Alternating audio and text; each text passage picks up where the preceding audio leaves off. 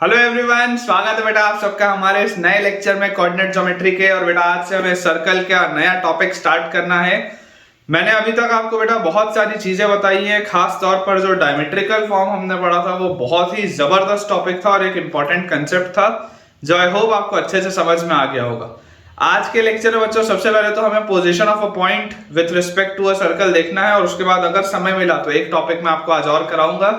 लेकिन आज का हमारा शानदार सा लेक्चर स्टार्ट करने के पहले आप सारे बच्चों से ये मेरा हम्बल रिक्वेस्ट है कि अगर आपने अभी तक हमारे टेलीग्राम चैनल को ज्वाइन नहीं किया है तो आप जल्द से जल्द हमारे टेलीग्राम चैनल से जुड़िए। उसे जुड़ने का बेटा जो लिंक है वो नीचे आपको डिस्क्रिप्शन बॉक्स में दिख रहा होगा और उसे ज्वाइन करने से आपको दो फायदे होंगे। फर्स्ट जो बच्चों बेनिफिट है वो क्या है, वो ये है कि यार यहाँ पर बेटा क्या होता है, मैं एक दिन में प्रयास ये करता हूँ कि मैं 2 से 3 वीडियोस आपके लिए पोस्ट करूँ। एक YouTube शॉर्ट हो गया, एक क्लास 11th का वीडियो, एक क्लास 12th का वीडियो मैं प्रयास करता हूं कि मैं आपके लिए अपलोड करूं। तो उसकी वजह से कई बार बच्चे का कोई लेक्चर छूट जाता है क्योंकि उसे पता ही नहीं चल पाता कि मैंने किस दिन कब कोई नया लेक्चर पोस्ट किया। तो इस प्रॉब्लम से बच्चों बचने के लिए हमारा टेलीग्राम चैनल जो है वो बहुत यूज आता है और उस टेलीग्राम चैनल पर मैंने आपके लिए बेटा हर बार ये प्रयास किया है कि जब भी एक नया वीडियो मैं यूट्यूब पे पोस्ट करूंगा साथ ही में उसका एक क्रिएटिव टेलीग्राम पे भी आता है जिसमें कि आपको पता चल जाता है कि इतने बजे इस टॉपिक पर एक नया लेक्चर आया है, ताकि आपका कभी भी कोई भी लेक्चर छूटे ना। तो ये है सबसे पहला एडवांटेज अपना।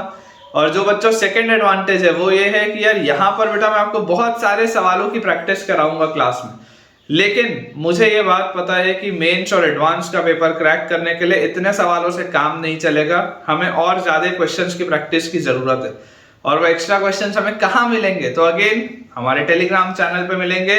तो इंतजार बच्चों किस बात का है, जल्दी से हमारे टेलीग्राम चैनल से जुड़िए। अब बेटा अगर आप हमारा डिस्क्रिप्शन बॉक्स देख रहे होंगे तो आपको दिख रहा होगा कि नीचे डिस्क्रिप्शन बॉक्स में एक यूट्यूब चैनल का लिंक भी है। अब ये यूट्यूब चैनल कौन सा है, तो बेटा ये वाला भी यूट्यूब चैनल मेरा ही पर्सनल चैनल है। और इसका बेटा इसके पीछे का रीजन ये है कि मुझे ऐसा लगता है कि जब भी हम किसी एग्जाम की तैयारी कर रहे होते हैं तो एक पीरियड आता है हमारी लाइफ में जब हमें लगता है हम बहुत ज्यादा डिमोटिवेटेड फील करते हैं। हम ऐसा लगता है हमको कि यार हम एग्जाम क्वालिफाई कर पाएंगे भी या नहीं, ये तमाम थॉट्स हमारे माइंड में आने लगते हैं। तो इन चीजों से बचने के लिए वो यूट्यूब चैनल है जिसमें सिर्फ पॉजिटिव वीडियोस होंगे, मोटिवेशनल वीडियोस होंगे और ऐसा कंटेंट होगा जो आपको इंस्पायर करे, जो आपको चार्ज अप करे और आप पूरी अपनी एनर्जी के साथ हमारे बेटा सारे वीडियोस अच्छे से देखें और उसके साथ साथ आप हर एक क्वेश्चन भी सॉल्व करें और एग्जाम को भी एकदम फोड़ के आए, बढ़िया से क्रैक करें। तो ये बेटा इसके पीछे का पर्पस है। और अगर आपको थोड़ा भी फायदा लगता है इन चैनल से तो आप इन चैनल से जुड़िए। चलिए आज का बच्चों अपन स्टार्ट करते हैं अपना लेक्चर। और अगर आपको मेरे वीडियो से थोड़ा सा भी फायदा हो रहा है जल्दी से इस वीडियो को लाइक कर दीजिए। हेडिंग बेटा अपन डालेंगे position of a point, position of a point, position of a point with respect to circle, with respect to circle, position of a point with respect to circle। ये अपने पास बेटा topic है, position of a point with respect to circle। अब देखिए समझने का बेटा आप इसमें कोशिश करिएगा कि इसमें किस तरीके के सवाल आते हैं। जैसे हमने स्ट्रेट लाइन के केस में देखा है, स्ट्रेट लाइन के केस में हमने क्या देखा था कि अगर एक लाइन के दोनों पॉइंट सेम साइड में होते थे तो उन दोनों का प्रोडक्ट पॉजिटिव होता था, दोनों अगर अलग अलग साइड में होते थे तो दोनों का प्रोडक्ट नेगेटिव होता था। ये हमने स्ट्रेट लाइन में देखा। सर्कल के केस में बच्चों देखो किस तरीके से चीज होती है कि अगर ये आपके पास एक सर्कल है तो क्लियरली आपको दिखाई देता है कि यार ये सर्कल का सेंटर आएगा O। अब कोई अगर आप मान लीजिए आपके पास एक पॉइंट है P, तो यार ये एक्सटर्नल पॉइंट P जो होगा, ये एक्सटर्नल पॉइंट P सर्कल के बाहर भी हो सकता है, ये एक्सटर्नल पॉइंट P सर्कल के ऊपर भी हो सकता है और ये एक्सटर्नल पॉइंट P सर्कल के अंदर भी हो सकता है, कहीं पर भी हो सकता है। यही 3 संभावनाएं हैं कि ये P इसके बाहर हो, इसके ऊपर हो या इसके अंदर हो, कहीं पर भी हो सकता है इस सर्कल के साथ। तो इंपॉर्टेंट चीज क्या है कि अगर बेटा इस सर्कल का मैं आपको रेडियस बोलता हूं R, if this is the radius of the circle, और अपन सर्कल का बच्चों इक्वेशन लिख लेते हैं x² + y² + 2gx plus 2fy plus c equal to 0, एकदम general equation of a circle. तो ये जो सर्कल का बेटा सेंटर अपने पास आएगा, ये सेंटर के कोऑर्डिनेट्स क्या आ जाएंगे, -g, -f आ जाएंगे इसके सेंटर के कोऑर्डिनेट्स। और अगर ये -g, -f मेरे पास आता है तो मुझे 3 केसेस है। पहला केस क्या है, when point P lies outside. तो देखो when P lies outside the circle, when P lies outside the circle, जब बच्चों पॉइंट P जो होगा वो सर्कल के बाहर लाया करेगा, तो यहां से आप बोल सकते हैं कि जो OP का डिस्टेंस होगा that will be greater than radius of the circle. OP का जो डिस्टेंस होगा that will be greater than radius of the circle, ये बात आप बोल सकते हैं। सिमिलरली बेटा देखो आप यहां पर क्या बोल सकते हो कि when P lies on the circle, when P lies on the circle, तो जब ये सर्कल के ऊपर लाया करेगा तो आप बोल सकते हैं कि OP का वैल्यू रेडियस के बराबर होगा। When P lies on the circle, तो हम बोल सकते हैं OP का वैल्यू रेडियस के बराबर होगा। And when P lies inside the circle, when P lies inside the circle, जब ये पॉइंट P सर्कल के अंदर लाया करेगा, when P lies inside the circle, तो क्लियरली हम बोल सकते हैं कि OP का जो डिस्टेंस होगा, OP का जो डिस्टेंस होगा that will be smaller than radius. ये अपने पास सिंपल सा केस है। कोई भी बेटा बच्चा बहुत आसानी से इस बात को समझ सकता है कि मैं जो बोलना चाह रहा हूं उसका मतलब क्या। ठीक है, आप पॉइंट P के कोऑर्डिनेट्स ले लीजिए x1, y1। आप पॉइंट P के जनरल कोऑर्डिनेट्स ले लीजिए x1, y1, कहीं पर भी हो सकता है। ये आपके पास बच्चों देखो 3 केस आ जाएंगे। अब अगर ये 3 केस हमारे पास आ जाते हैं तो हमें जो रिजल्ट निकालना है वो रिजल्ट क्या है। जो पहला वाला केस है when OP is greater than OR, तो यहां से आप बोल सकते हैं कि यार OP क्या है, एक पॉजिटिव क्वांटिटी है ना, डिस्टेंस की आप बात करें। अगर ये बेटा डिस्टेंस की आप बात करें तो OP is a positive quantity, तो OP का स्क्वायर r स्क्वायर से बड़ा होगा। यहां पर OP का स्क्वायर r स्क्वायर के बराबर होगा। ये वाले केस में OP का स्क्वायर r स्क्वायर के बराबर होगा, और ये वाले केस में आपके पास OP का स्क्वायर r स्क्वायर से कम होगा। ये अपने पास 3 केसेस आते हैं। तो अगर बच्चों ये अपने पास 3 केसेस आते हैं तो जरा सोच के आप देखिएगा कि OP का स्क्वायर बेसिकली है क्या, व्हाट इज OP का स्क्वायर। तो O से लेकर P तक, अगर P आप x1 y1 बोल रहे हैं और O को आप -g को -f बोल रहे हैं, तो डिस्टेंस फार्मूला क्या बोलता है, x1 प्लस g का whole square plus y1 plus f का होल स्क्वायर। यही आपके पास आता है।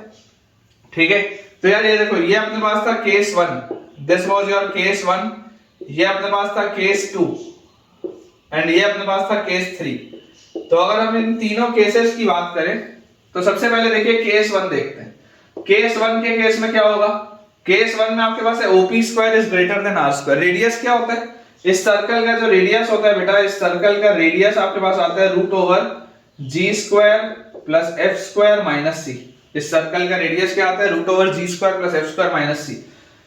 तो अगर मैं केस 1 में बोल रहा हूं कि P lies outside the circle, When P lies outside the circle, तो मुझे यहां से क्या चीज समझ में आ रही है कि अगर ये वाला पॉइंट P सर्कल के बाहर होगा, इसका मतलब OP का स्क्वायर r स्क्वायर से बड़ा होना चाहिए। व्हाट इज OP का स्क्वायर, OP का स्क्वायर तो ये है, मतलब कि x1 प्लस g का square plus y1 plus f का स्क्वायर, OP का square is greater than r का स्क्वायर। तो दिस इंप्लाइज, इसको अगर बेटा आप ओपन अप करेंगे तो आ जाएगा x1 square plus 2gx1 plus g square plus y1 square plus 2f y1 plus f का square is greater than r के स्क्वायर में आप क्या लिख सकते हैं, g square plus f square minus c। r square के बदले आप ये लिख सकते हैं g square plus f square minus c। देखेंगे ध्यान से, g square f square g square f square, यार ये तो कट गया। तो आया क्या मेरे पास आ गया x1 square plus y1 square plus 2gx1 plus 2f y1 और plus c is greater than 0। ये आ रहा है यार रिजल्ट। क्या मतलब है इस रिजल्ट का, ये जो लिखा हुआ है जरा सोच के देखो बेटा। मैंने आपको बताया था कि सर्कल का इक्वेशन, जैसे हम लाइन को L से रिप्रेजेंट करते हैं, सर्कल को S से किया जाता है। तो S की वैल्यू थी x square plus y square plus 2gx plus 2fy plus c equal to 0।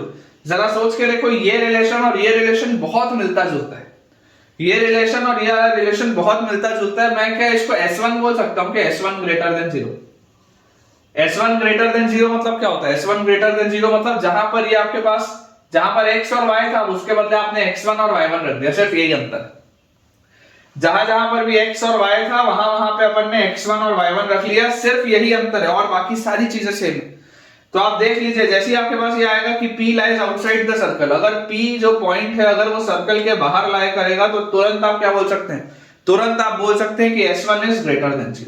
ये इंपॉर्टेंट चीज है बेटा अपने पास, जो अपने को पता होनी चाहिए। सिमिलरली अगर बेटा मान लो मैं केस 2 की बात करूं, तो केस 2 क्या था, when P lies on the circle. तो P lies on the circle तो बहुत आसान सा है। जैसे ही आप ऑन द सर्कल की बात करेंगे तो ऑब्वियसली x1 y1 इसको सेटिस्फाई करेगा। ये बच्चों जो कोऑर्डिनेट है x1 y1 ये इसको सेटिस्फाई करेगा when P lies on the circle. तो जैसे ही आप यहां पे बोलेंगे x1 प्लस g का square plus y1 plus f का square is equal to r square.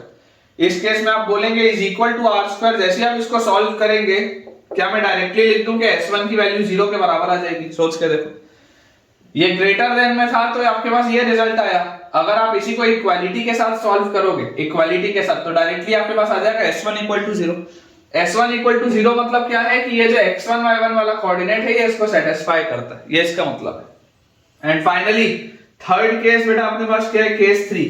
Case 3 is when P lies inside the circle.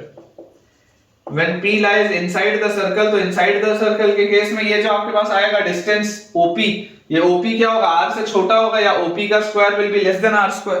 तो यहां से बेटा अगर ये लेस देन R स्क्वायर के लिए आप सॉल्व करेंगे तो क्या मैं डायरेक्टली S1 को लेस देन 0 बोल सकता हूं क्या? ये मेरे लिए इंपॉर्टेंट चीज है जो अभी बच्चे मैंने आपके लिए डिराइव किया है ना, कि position of a point with respect to a circle. किसी भी सर्कल, कोई भी आपके पास बच्चों सर्कल का इक्वेशन आ जाए, अगर आपको बोला जाए कि आप किसी पॉइंट का पोजीशन बताइए, आप ये बताइए कि ये पॉइंट सर्कल के ऊपर है, सर्कल के बाहर है, सर्कल के अंदर है, तो ये पॉइंट्स पर चर्चा कैसे होगी? ये चर्चा होगी कि आप उस सर्कल के इक्वेशन में उस कोऑर्डिनेट को पुट कर दीजिए। मतलब अगर आपके पास S लिखा हुआ है, सर्कल का इक्वेशन लिखा हुआ है, तो आप S1 कैलकुलेट करो। S1 मतलब होता है उस कोऑर्डिनेट को x1 y1 को आप उठा के डाल दो सर्कल के इक्वेशन में। जैसे ही आप इस पॉइंट को उठा के सर्कल के इक्वेशन में डालोगे, x की जगह x1 और y की जगह y1 आप डालोगे, तो जो S1 आपके पास आएगा, S1 में आप बोल सकते हो कि अगर बाहर है तो S1 पॉजिटिव होगा, अगर इसके ऊपर है तो S1 इक्वल टू 0 होगा, जो होना भी चाहिए, सर्कल को सेटिस्फाई करेगा, इसलिए इक्वालिटी आ रही है। और अगर अंदर है तो S1 लेस देन 0 होगा। बहुत ही आसान सा बेटा ये टॉपिक है। चलिए आगे बढ़ते हैं, कुछ सवालों की प्रैक्टिस इस पे अपन करते हैं। देखिए बेटा अपने पास जो पहला इसमें सवाल लिखा हुआ है, आसान सा, बहुत आसान सा क्वेश्चन, आपका कॉन्फिडेंस इंक्रीज करने के लिए सवाल है। सवाल हमारे पास है कि सर्कल S1, एक सर्कल जो है, पहला सर्कल अपने पास दिया हुआ है x square plus y square और माइनस 4x और प्लस 6y और माइनस 3 इक्वल टू 0। अब ये वाले S1 को उससे मत कंफ्यूज करना। उधर मैं S1 का मतलब क्या बोल रहा था, उधर S1 का मतलब था कि x1 y1 को आपने पुट किया। ये वाला S1 है कि मैं आपको दो सर्कल के इक्वेशन दिखाऊंगा। जैसे लाइन में अपन L1 L2 L3 ऐसा लिखते थे ना, वैसे ही S1 मतलब ये पहला सर्कल है और दूसरा सर्कल हमको दिया हुआ है S2। ये अपने पास दिया हुआ है x square plus y square plus 4x minus 6y minus 3 equal to 0। ये अपने पास बच्चों दो इक्वेशन है सर्कल के। These are the two equations of a circle। हमें बोला जा रहा है check whether the point,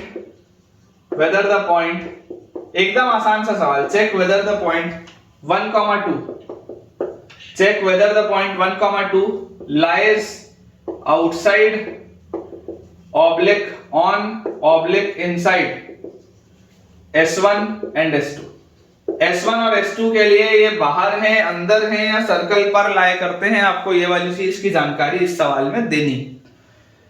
अब मैंने आपको बच्चों जो तरीका समझाया है, तरीका क्या है? तरीका ये है कि अगर आपको किसी पॉइंट का पोजीशन देखना हो with respect to a circle, किसी भी पॉइंट का अगर आपको पोजीशन देखना हो with respect to a circle, तो बहुत सिंपल सा उसका तरीका है कि आप उस पॉइंट के कोऑर्डिनेट्स को उठा के उस सर्कल के इक्वेशन में डाल दीजिए।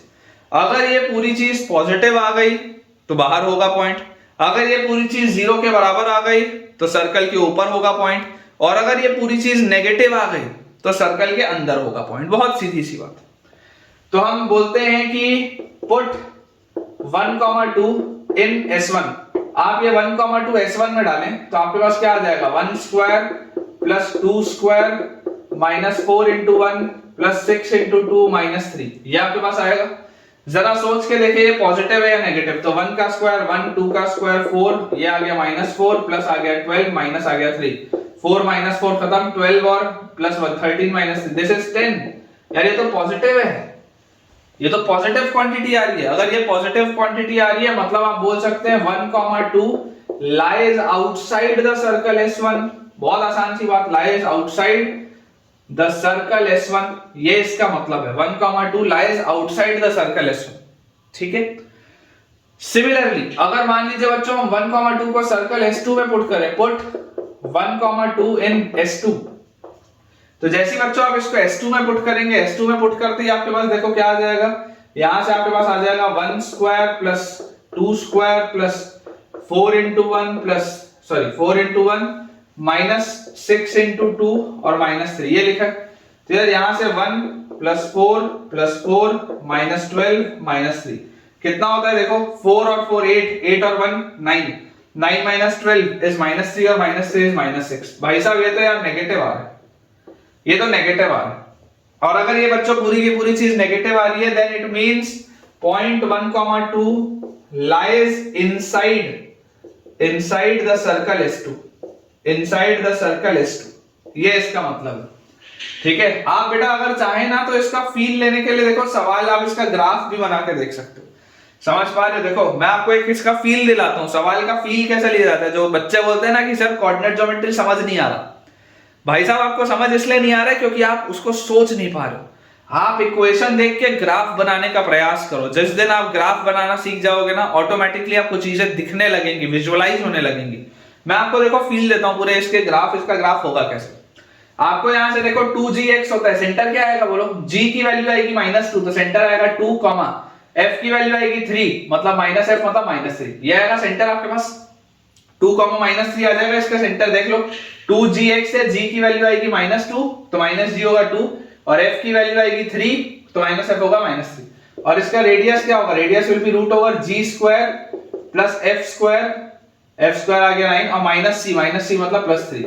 तो यार ये टोटल कितना आ रहा है, 9 और 3 12 और 4 16 का रूट इज 4, रेडियस इसका 4 आ रहा है।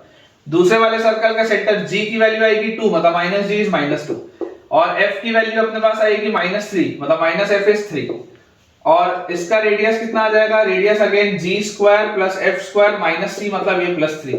तो अगेन देख सकते हैं आप 16 आएगा रूट, रेडियस आएगा 4।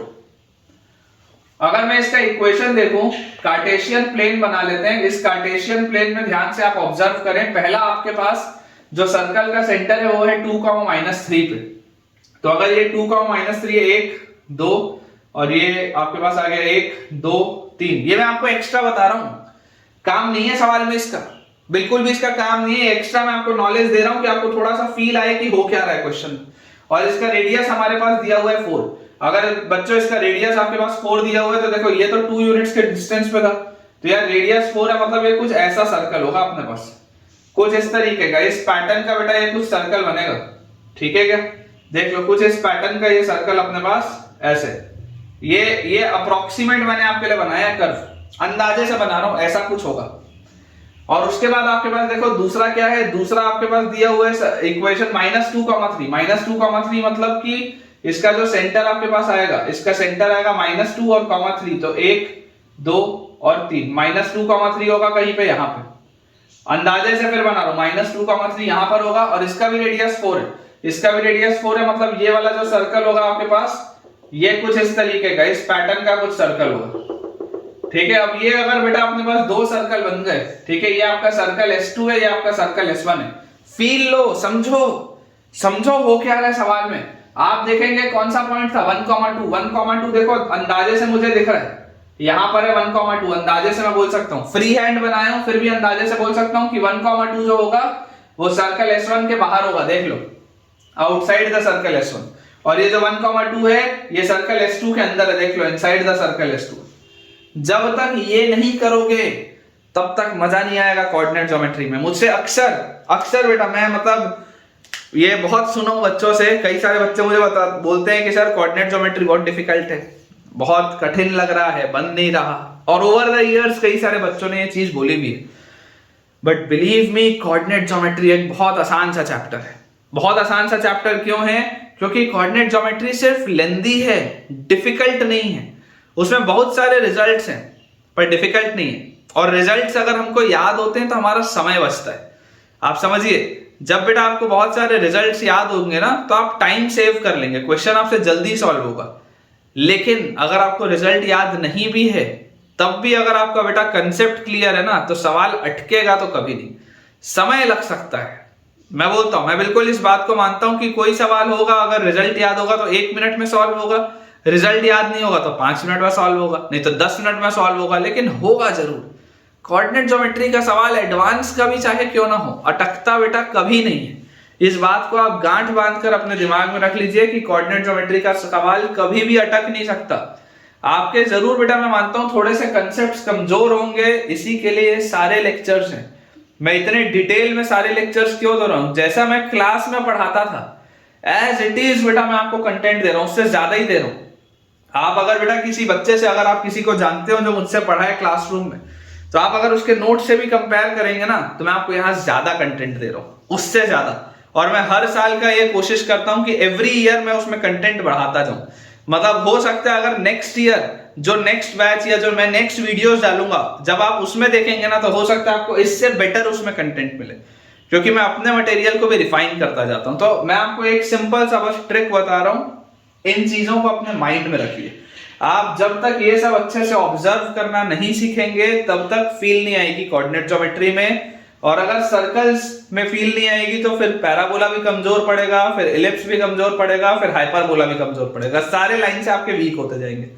थोड़ा सा बेटा पेशेंस रखिए, ठीक है। देखिए अपने पास आंसर इसका मैं एक बार टैली कर लेता हूं। आउटसाइड द सर्कल S1 बिल्कुल सही है, देख लीजिए सर्कल S1 के आउटसाइड है, दिख भी रहा है सर्कल S1 के बाहर है वाला पॉइंट जो है। और उसके बाद अपने पास दिया हुआ है इनसाइड द सर्कल S2, बिल्कुल सही है बेटा, इनसाइड द सर्कल S2 आप देख सकते हैं सर्कल S2 के अंदर भी। चलिए अगला देखते हैं बच्चों सवाल। चलिए अगला बच्चों अपन अपना सवाल देखते हैं। क्वेश्चन अपने पास लिखा हुआ है for what values of A, for what values of A, for what values of A the point A comma A plus 1, for what values of A the point A comma A plus 1 lies inside the region bounded by the circle, lies inside the region bounded by the circle, bounded by the circle, lies inside the region bounded by the circle x square plus y square equal to 4, x square plus y square equal to 4, and the line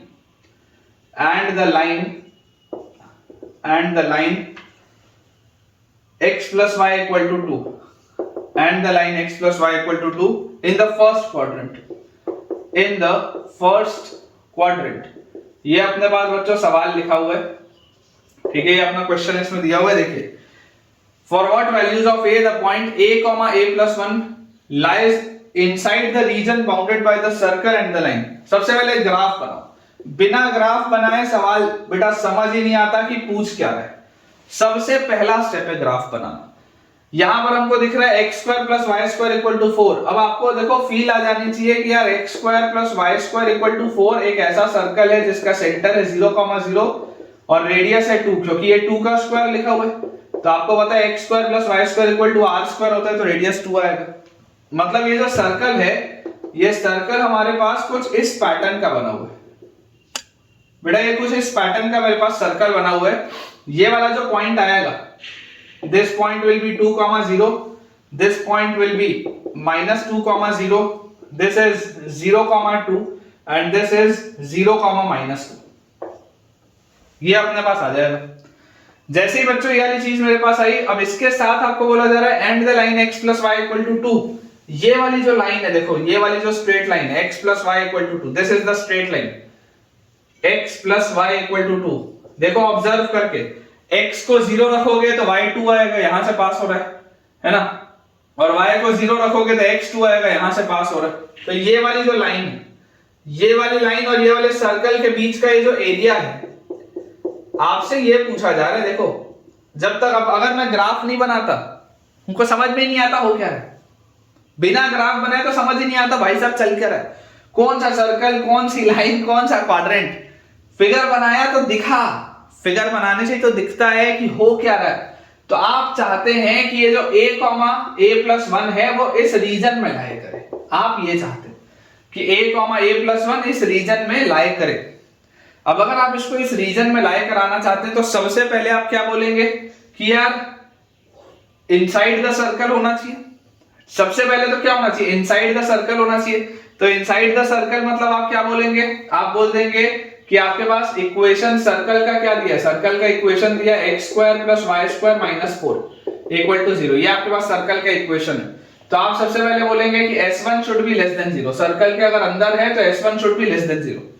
रखो यहां पर point a का square plus y की जगह a plus 1 का square minus 4, this should be less than 0। तो a square plus इसको लिखेंगे a square plus 2a plus 1 minus 4 is less than 0। तो यहां से मेरे पास आ जाता है 2a square plus 2a minus 3 is less than 0। ये चीज आ गई। अगर बच्चों हम बना लें इसका क्वाड्रेटिक फार्मूला, तो क्वाड्रेटिक फार्मूला के हिसाब से a की वैल्यू आती है minus b plus minus root over minus b plus minus root over b square minus 4ac मतलब 2 into minus 3 b square minus 4ac by 2, ये अपने पास आ जाएगा। और जैसी बेटा ये वाली चीज अपने पास आई तो यहां से देखो a की वैल्यू क्या आ रही है minus 2 plus minus root over 4 और माइनस माइनस प्लस हो जाएगा और 4 2 8 3 24 ये लिखा है यार डिवाइडेड बाय 4। तो इसको अगर हम थोड़ा सा ध्यान से देखें तो ये लिखा हुआ है minus 2 plus minus this is under root of 28, under root of 28 is 2 root 7 upon 4। 2 का ये फैक्टर कट गया तो यहां से अपने पास आ जाता है minus 1 plus minus root 7 by 2। ठीक है क्या, minus 1 plus minus root 7 by 2।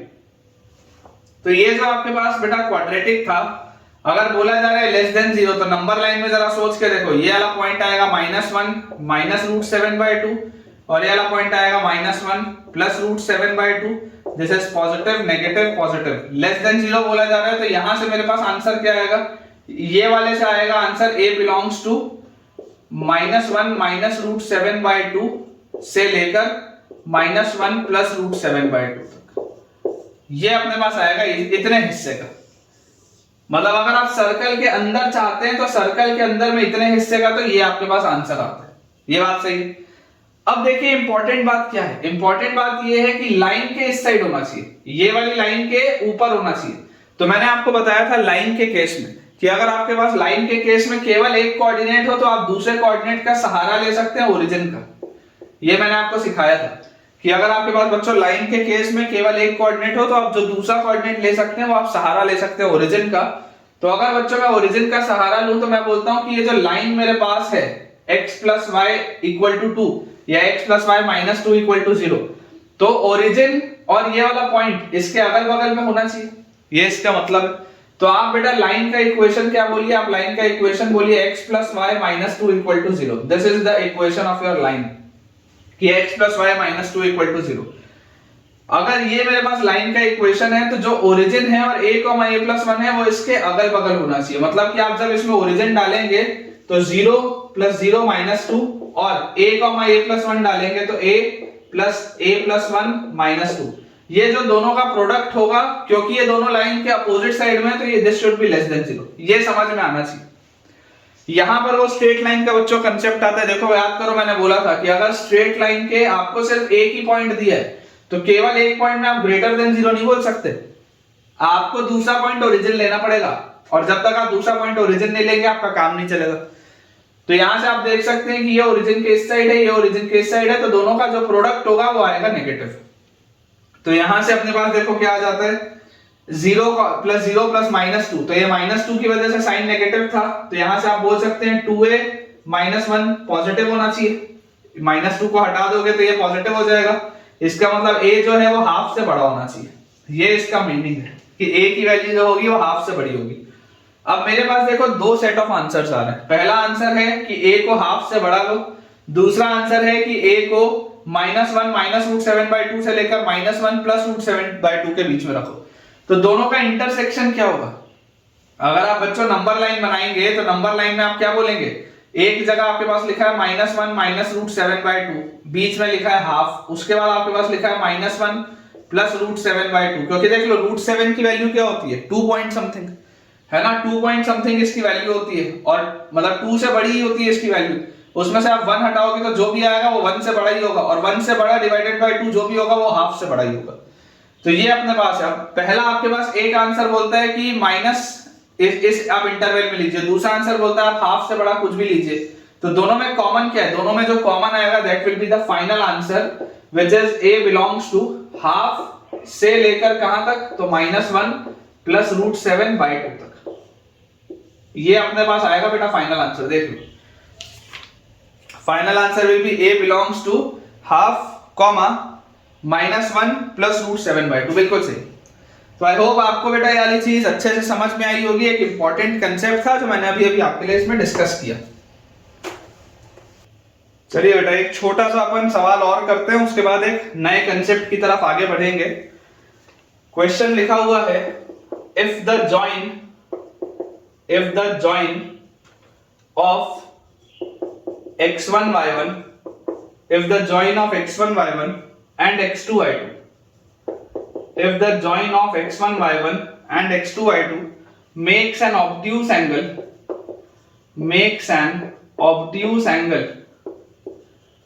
if the join of x1y1 and x2y2 makes an obtuse angle at x3y3 makes an obtuse angle at x3y3, then prove that if the join of x1y1 and x2y2 makes an obtuse angle at x3y3, then prove that x3 minus x1 multiplied by x3 minus x2 plus y3 minus y1 into y3 minus y2 is less than 0। ये अपने पास बच्चों सवाल है, ठीक है।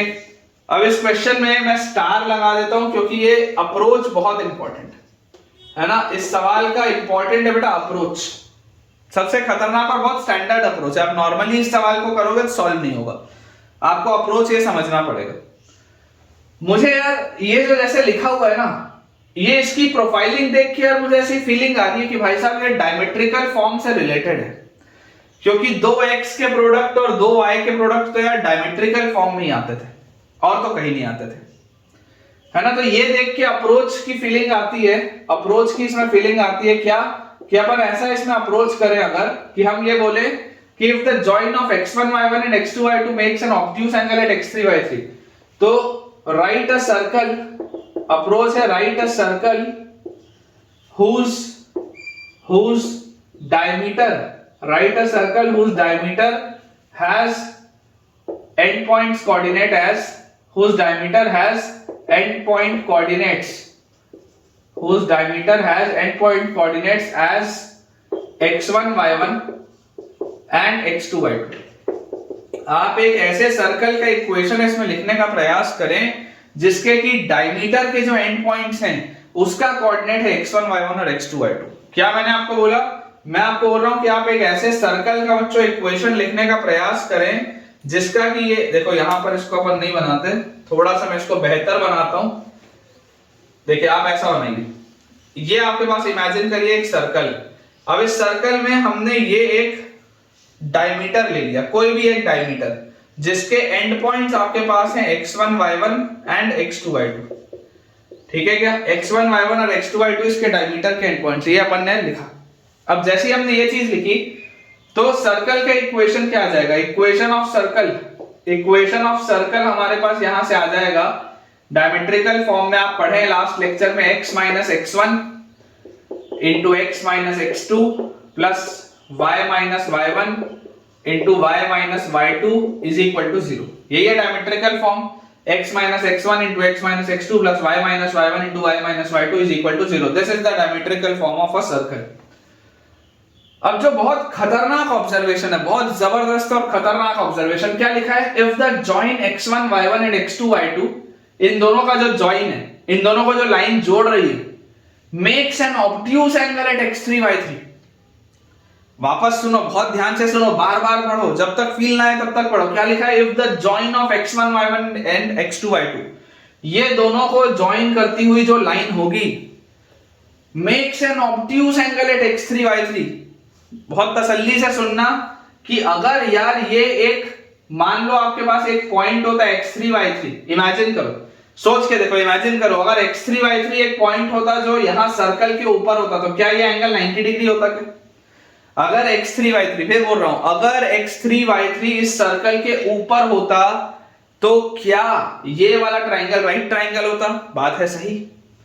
मैं बोलता हूं कि अगर x3y3 सर्कल के बाहर होता तो जरा सोच के देखो, क्या ये एंगल एक्यूट दिख रहा है क्या यार? सोच के देखो, क्या ये वाला बेटा एंगल आपके पास एक्यूट दिख रहा है क्या? अगर ये x3y3 सर्कल के बाहर होता तो क्या ये एंगल एक्यूट दिख रहा है? आपको क्या चाहिए? आपको चाहिए ऑब्ट्यूस एंगल। ऑब्ट्यूस एंगल मतलब सोच के देखो, अगर मैं ये ऐसा ले लूं एक ट्राइंगल, ऐसा वाला एक ट्राइंगल ले लूं, ये एंगल जो होगा ये आपका आ गया point x3y3, this is your point x3y3। थोड़ा तसल्ली से, ध्यान से, अच्छे से, इत्मीनान से सोचिए कि यार अगर यहां 90 डिग्री है, ऊपर एक्यूट है, तो भाई साहब अंदर ऑब्ट्यूस होगा ना यार। देख लो, फिगर से दिख रहा है, अंदर ऑब्ट्यूस होगा। इसका मतलब आप बोल सकते हैं कि for this circle x3y3 lies inside the circle, x3y3 lies inside the circle. ये बात तो आप बोल सकते हैं गारंटी से कि x3y3 सर्कल के अंदर है। और 100% आप ये बात भी बोल सकते हो कि यार ये एंगल ऑब्ट्यूस है। एकदम निश्चित तौर पे मैं बोल सकता हूं कि यार ये वाला एंगल क्या है? ऑब्ट्यूस है। क्या लिखा है यहां पर? मेरे पास लिखा हुआ है ऑब्ट्यूस एंगल एट x3y3। जरा सोच के देखो, अगर ये मैं बोल रहा हूं दिस इज ऑब्ट्यूस एंगल, अगर मैं यहां पर x3y3 को उठा के इस सर्कल में डाल दूं तो यार position of a point with respect to circle के हिसाब से क्या x3 minus x1 into x3 minus x2 plus y3 minus y1 into y3 minus y2 का वैल्यू नेगेटिव हो जाएगा क्या? कहां से लिखा? ये मैंने लिखा position of a point, position of a point with respect to a circle. यही वाला तो आर्टिकल अभी चल रहा था, उसी से तो मैंने किया। डायमेट्रिकल फॉर्म में इक्वेशन लिखा और मैंने ये आइडेंटिफाई कर लिया कि अगर पॉइंट सर्कल के ऊपर होता तो 90 डिग्री बनता, सर्कल के बाहर होता तो एक्यूट बनता हुआ दिख रहा है। तो अगर सर्कल के अंदर होगा तो ऑब्ट्यूस होगा ना। इसी का अल्टरनेट क्वेश्चन क्या हो सकता था बेटा? इसी का आपके पास अल्टरनेट क्वेश्चन हो सकता था। देखो ये तो अपन ने पूरा सॉल्व कर लिया, ये बिल्कुल सही भी है, पूरा सॉल्व हो गया। अगर मान लो मैंने ऑल्टरनेट लिख लिया होता, ऑल्टरनेट अगर बेटा मैंने क्वेश्चन आपको इसमें दे दिया होता कि यार if the join x1 y1 and x2 y2 makes an acute angle, मान लो अगर मैं ऑब्ट्यूस के ना बदले बेटा बोल दिया होता acute angle at x3 y3 then prove that ये पूरी चीज इज ग्रेटर देन 0। मान लो ये सवाल मैं कर दिया होता, तो अगर मैं ये सवाल करता तो ये अप्रोच यही होता, ये अप्रोच यही होता, ये अप्रोच यही होता, लेकिन यहां पर मैं बोलता point x3 y3 lies outside the circle, क्योंकि अगर मेरे को एक्यूट चाहिए तो एक्यूट एंगल कहां मिलेगा? सर्कल के बाहर। तो जैसे ही x3 y3 रखोगे ये ग्रेटर देन 0 आ जाएगा। Again position of a point with respect to the circle, क्योंकि s1 ग्रेटर देन 0 होता है। सर्कल के बाहर s1 ग्रेटर देन 0, सर्कल के अंदर s1 लेस देन 0, सर्कल के ऊपर s1 बराबर 0। अगर बेटा समझ में आ गया हो तो एक शानदार सा आपका कमेंट यार मैं एक्सपेक्ट करता हूं, क्योंकि ये वाला टॉपिक अपना कंप्लीट हो गया। ठीक है, अब अपन दूसरे टॉपिक की तरफ चलते।